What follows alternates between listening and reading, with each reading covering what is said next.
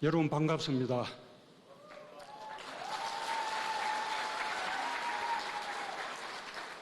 오랜만에 반가운 분들을 만나게 되어 무척 기쁩니다. 퇴임 후 서울에 온 것이 처음입니다. 공식적인 행사에서 인사말을 하는 것도 처음입니다. 그 첫 행사가 9.19 평양 공동선언 5주년 기념식인 것이 매우 뜻깊습니다.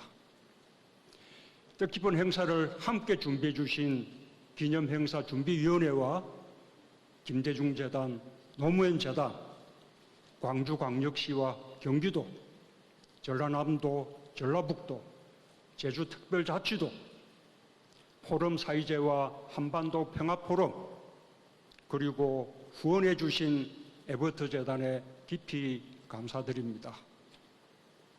한편으로 언제 그런 날이 있었나 싶을 정도로 파탄난 지금의 남북관계를 생각하면 안타깝고 착잡하기 짝이 없습니다. 평양 공동선언에서 더 진도를 내지 못했던 것, 실천적인 성과로 불가역적 단계까지 가지 못했던 것이 못내 아쉽습니다. 2008년 10월에 열린 14공동선언 1주년 기념행사 때 노무현 대통령님이 하신 말씀이 생각납니다. 한반도의 평화를 위해 14공동선언이라는 소중한 나무를 한 그루 심었는데 사람들이 물을 주지 않아 나무가 시들고 있다고 탄식하는 말씀이었습니다. 그러나 10년 후 2018년 4월 27일 남북이 판문점에서 다시 마주 앉았을 때, 그리고 9월 19일 평양에서 만남이 이어졌을 때 11년의 공백은 장애가 되지 않았습니다.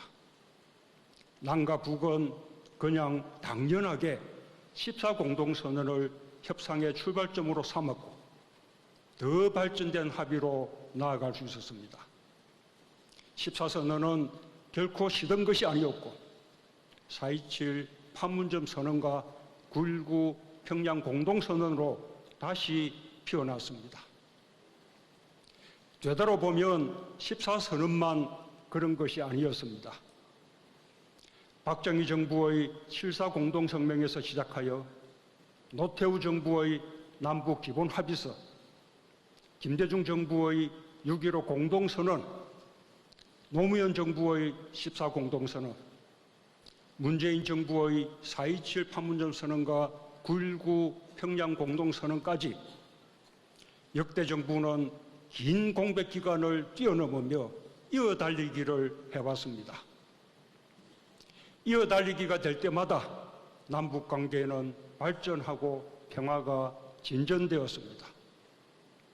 남북 단일팀이 이루어지고 북한 선수단과 응원단이 남한으로 왔으며 개성공단이 가동되고 우리 국민 200만 명이 금강산 관광을 다녀왔습니다. 하지만 구시대적이고 대결적인 냉전 이념이 우리 사회를 지배할 때 이어달리기는 장시간 중단되곤 했습니다. 그럴 때면 남북관계는 파탄나고 평화 대신 군사적 긴장이 높아졌습니다. 천안함 비격 사건과 연평도 포격 사건, 목함 지뢰 사건이 발생했고 아까운 장병들과 국민이 희생되었습니다. 우리와 다르게 과거 서독은 정권이 바뀌어도 이념과 상관없이 동방정책과 동독 포용정책이 중단 없이 이어졌습니다. 그 결과 동구권의 붕괴가 시작되었을 때 동독 국민들은 너무나 당연한 듯이 서독의 우월한 체제를 선택했고 자발적인 평화 통일을 이룰 수 있었습니다. 우리 역시 이어달리기가 중단 없이 계속되었다면 남북관계는 지금과 완전히 달라졌을 것입니다. 남북은 공존하며 평화를 키웠을 것이고 언젠가 평화적인 통일을 기대할 수 있게 되었을 것입니다. 평양 공동선언 역시 훗날 냉전적 이념보다 평화를 중시하는 정부가 이어달리기를 할 때 더 진전된 남북 합의로 꽃피우게 될 것입니다.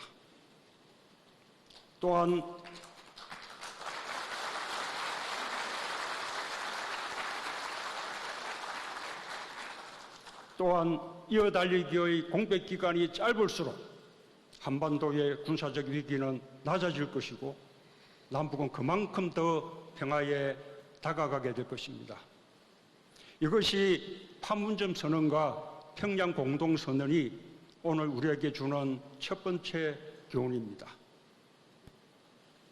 판문점 선언과 평양 공동선언이 우리에게 주는 또 하나의 중요한 교훈은 평화가 경제라는 사실입니다. 나는 대북 포용 정책과 평화 번영 정책을 설명할 때마다 평화가 경제라는 말을 해왔는데 평화를 통해 경제를 더 번영시키겠다는 미래의 목표로 받아들이는 사람이 많았습니다. 그러나 평화가 경제라는 것은 미래의 목표가 아니라 지금 당장의 현실입니다.